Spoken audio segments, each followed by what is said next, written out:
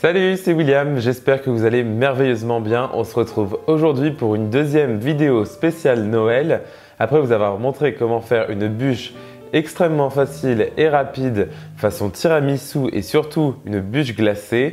Aujourd'hui, on va continuer les festivités avec une autre recette de bûche, cette fois-ci très fruitée et encore plus légère. Oui, celle-ci va être aussi glacée, mais vous n'êtes pas obligé de la glacer aujourd'hui.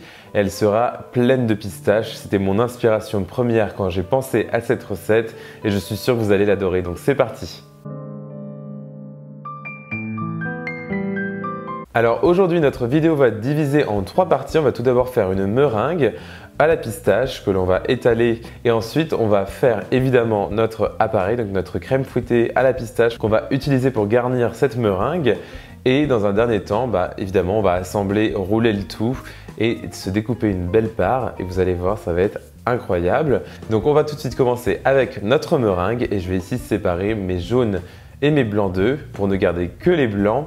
Et vous pouvez faire de la glace maison, comme ma glace par exemple à la crème de marron si vous le souhaitez. Elle nécessite pas mal de jaune d'œuf et elle est parfaite pour la saison. Dans mes blancs, je vais ajouter un petit peu de sel et de l'extrait naturel de vanille. Et ensuite, on va fouetter le tout jusqu'à ce que mes blancs soient en neige légère. Et ensuite, je vais incorporer progressivement du sucre blanc. Donc là, on est sur une technique de meringue très classique. Et je vais incorporer mon sucre cuillère à soupe par cuillère à soupe.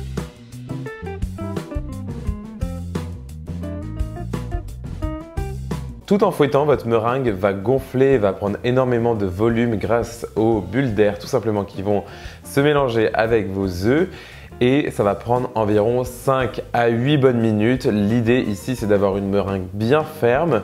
Vous devez avoir un beau bec d'oiseau. Comme vous pouvez voir, c'est le cas aussi ici avec moi et j'utilise toujours mes 2 doigts pour prendre un petit peu de meringue et glisser ça sous mes 2 doigts. Et il ne faut pas que vous ayez des cristaux de sucre, ça prouve que votre sucre est bien dissous et donc que votre meringue est prête. Je vais maintenant ajouter 3 ingrédients pour sublimer cette meringue, à commencer par de la fleur de maïs, donc de la maïzena, tout simplement pour donner une texture marshmallow à cette meringue et bien moelleuse. Et enfin, je vais ajouter bien évidemment des pistaches. Ici, il s'agit d'un mélange de pistaches rôties, salées et grillées donc, et des pistaches émondées, non salées, donc un peu plus naturelles, que j'ai tout simplement réduit en poudre fine dans mon robot. Et je vais ajouter ça dans ma préparation avant de finir avec du vinaigre blanc qui est lui aussi là pour donner la texture parfaite à notre meringue. J'incorpore le tout à la maryse sans détruire mes bulles d'air, ça va prendre quelques secondes, même pas, et notre préparation est vraiment incroyable, extrêmement mousseuse et légère. Ensuite, ici, on va utiliser une plaque de four très classique que j'ai préalablement beurrée et recouverte de papier sulfurisé. Ça va tout simplement nous aider à démouler notre meringue une fois qu'elle sera cuite. Et ensuite, je vais y étaler toute ma neige magnifique à la pistache. C'est vraiment incroyable.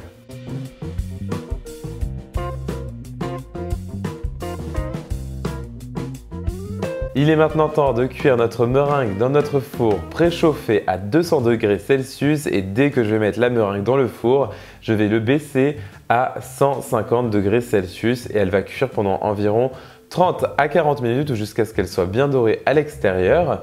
Et ensuite, vous allez la laisser sécher intégralement dans le four éteint. Donc, une fois qu'elle a la bonne couleur, vous éteignez votre four et vous allez la laisser sécher intégralement avant de passer à l'étape suivante. Notre meringue est bien cuite et bien belle. Donc maintenant, on va passer à notre garniture, c'est-à-dire la chantilly entre guillemets à la pistache. Et je vais utiliser bien sûr de la crème fraîche épaisse, 30% de matière grasse ici. Et je vais y ajouter du sucre glace, tout en tamisant pour ne pas mettre de grumeaux. Et je vais mélanger ça avec un fouet rapidement jusqu'à ce que j'ai une belle texture de chantilly. Il est temps de parfumer le tout à la pistache et ici je vais utiliser ma pâte de pistache maison. J'ai la recette, elle est incroyable, vous devez l'essayer et la faire vous-même. C'est déjà numéro 1, beaucoup plus économique et bien meilleur que si vous l'achetiez dans le commerce. Donc faites-moi confiance et allez faire cette recette vous-même.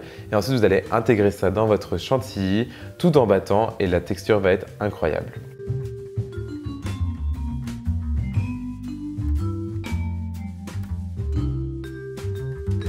Il est maintenant temps de passer à l'assemblage et je vais tout simplement démouler ma meringue. Donc là, c'est le moment le plus flippant entre guillemets et technique.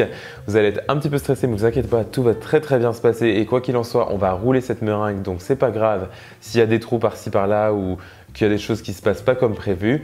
Pas de panique, ça va être délicieux. Et vous allez tout simplement dégager les bords avec une spatule, quitte à la glisser en dessous de la meringue pour être sûr qu'elle se démoule bien, et vous allez la retourner. Et comme vous pouvez voir, j'ai fait ça hors caméra car tout simplement c'est plus facile d'avoir 4 mains, donc j'ai pris mon caméraman et on a fait ça à 4 mains pour la retourner pour être sûr qu'elle se démoule sans encombre. Et ensuite, on va enfin la recouvrir dans notre préparation à la pistache. Vous pouvez voir que notre crème à la pistache a une texture finalement pas extrêmement compacte, mais ne vous inquiétez pas, elle va être bien épaisse au réfrigérateur une fois qu'elle aura reposé un petit peu. Qui dit pistache dit une touche de fruits pour complémenter et alléger tout ça. J'ai fait une confiture moi-même de rhubarbe et de framboise avec des rhubarbes que j'ai récoltées au mois de mai et que j'ai congelées pendant de nombreux mois et que j'avais tout simplement oublié au fond de mon congélateur. Et ici, si je n'avais pas cette confiture maison, j'utiliserais de la confiture de framboise du supermarché avec le minimum de sucre et le maximum de fruits. Et donc ce que je vous conseille, c'est d'étaler une belle couche de fruits sur la pistache.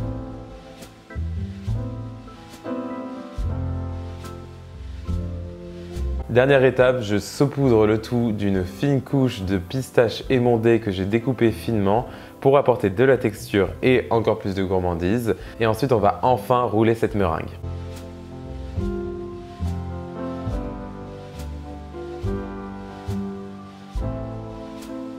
Mon petit conseil pour rouler votre meringue, c'est de tout simplement ne pas avoir peur et d'utiliser votre linge pour la rouler facilement. Et ne vous inquiétez pas, même une fois roulée, vous pouvez toujours la retravailler ou la remettre en forme. C'est pas du tout un problème. Et ce que je vais tout simplement faire, c'est une fois que j'ai bien roulé tout ça, c'est mettre le tout au congélateur pendant environ 6 heures pour que le tout durcisse bien. Et ensuite, on pourra la décorer et découper une part pour révéler l'intérieur. Ma bûche glacée, fruitée et pistachée a bien refroidi et a bien durci au congélateur, donc il est temps de la décorer. Ce que je fais comme d'habitude avec mes gâteaux roulés, c'est découper les extrémités pour que ce soit un petit peu plus propre. Et je vais tamiser le tout de sucre glace pour la décoration. Et enfin, ce sera tout, on va s'arrêter là. Aujourd'hui, on garde les choses simples et on se concentre sur un goût qui est vraiment incroyable de pistache. Et comme vous pouvez voir à la découpe, c'est extrêmement gourmand.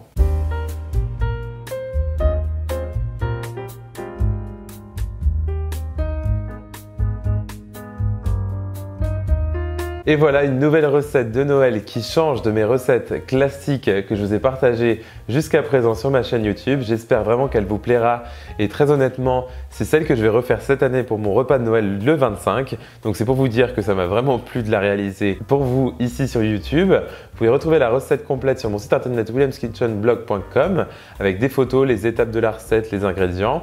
Je vous les glisse aussi en description de cette vidéo si jamais vous voulez rester sur YouTube et ne pas aller sur mon site, même si c'est une grave erreur selon moi. Pensez à vous abonner à cette chaîne YouTube si vous avez aimé cette vidéo et que vous en voulez plus. Et suivez-moi sur mes réseaux sociaux, Facebook, Twitter, Instagram et même TikTok. Je vous glisse tous les liens dans la description de cette vidéo et on se retrouve très vite pour une nouvelle recette tout aussi bonne. Salut!